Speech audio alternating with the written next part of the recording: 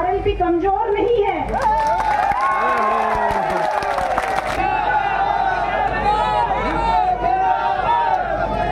राम राम साहब, पर्ची नहीं है, मेरी भावना है, क्योंकि पहली बार स्टेज पे आई हूँ आपके सामने। तो गजानन जी महाराज की जय हो, वीर तेजाजी महाराज की जय हो। 36 कौम के लोगों के इष्ट देवी देवता, कुल देवी देवता व लोक देवताओं की जय हो, संत महात्माओं की जय हो। सभी देवी देवताओं को वंदन करते हुए खींवसर क्षेत्र की पावन धरा को प्रणाम करती हूँ। नामांकन सभा में पधारे आदरणीय एमपी साहब, ससुराल में मेरे बड़े भाई का रोल अदा करने वाले आदरणीय नारायण जी बेनीवाल साहब, बहन इंदिरा देवी बावरी जी, नेक सिंह जी गुर्जर, पूर्व प्रधान भागीरथ जी डूबी साहब, पूनाराम जी मेघवाल पूर्व प्रधान, सुमन मेघवाल प्रधान नागौर, मुंडवा चेयरमैन सुभाष जी कंदोई, अनिल बारूपाल जी, और कोई गलती रह गई तो माफी देना, राजूराम खोजा जी, सम्मानित मंच और सामने बैठी देवतुल्य जनता का धन्यवाद, अभिनंदन। मैं आपको धन्यवाद देती हूँ कि सन 1977 से आपने मेरे परिवार को साथ दिया है और हमेशा कंधे से कंधा मिलाकर आप लोग चले हैं। यह विधानसभा का उपचुनाव नहीं है, यह एकमात्र उपचुनाव नहीं है, इस चीज को आज आप ध्यान में रखिएगा। यह चुनाव राष्ट्रीय लोकतांत्रिक पार्टी की प्रतिष्ठा का सवाल है और उसको और अधिक बढ़ाने का सवाल है।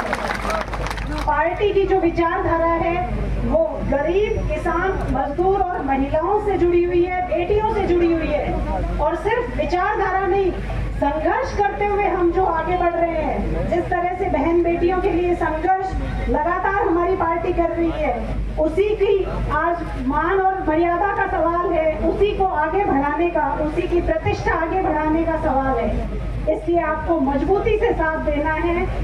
आप सभी के लाडले नेता और नागौर से सांसद आपके सहयोग से इन्होंने जो पार्टी बनाई आपके सहयोग से, उसका संघर्ष आपके सामने नहीं है। आपने इनके साथ हमेशा साथ देके आप चलते रहे, हमेशा इनका साथ देके।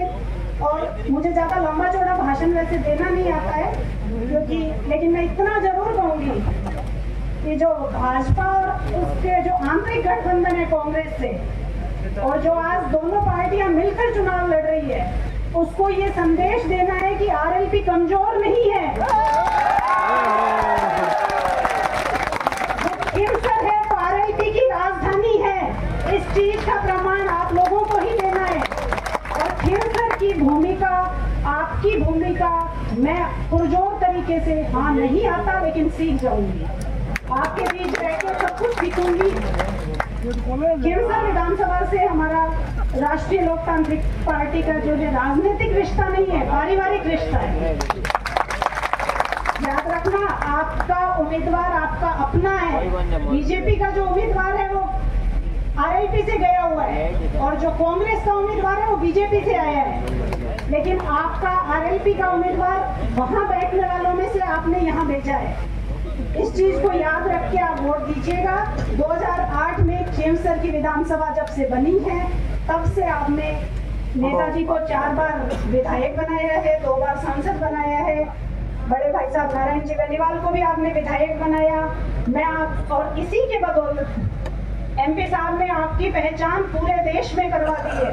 लोग पूछते हैं पूरे देश में कि खींवसर कौन सा है, कहाँ है खींवसर। मेरा समर्थन राजनीति में तो मेरा शायद इनके साथ कोई सहयोग नहीं रहा होगा, लेकिन हाँ, जैसा कि भागीरथ जी ने बताया है कि मैंने कभी इनको परेशान नहीं किया। आप लोगों के लिए जब लड़ते रहे, कभी हमने घर से परेशान नहीं किया कि हमें किसी चीज की जरूरत है।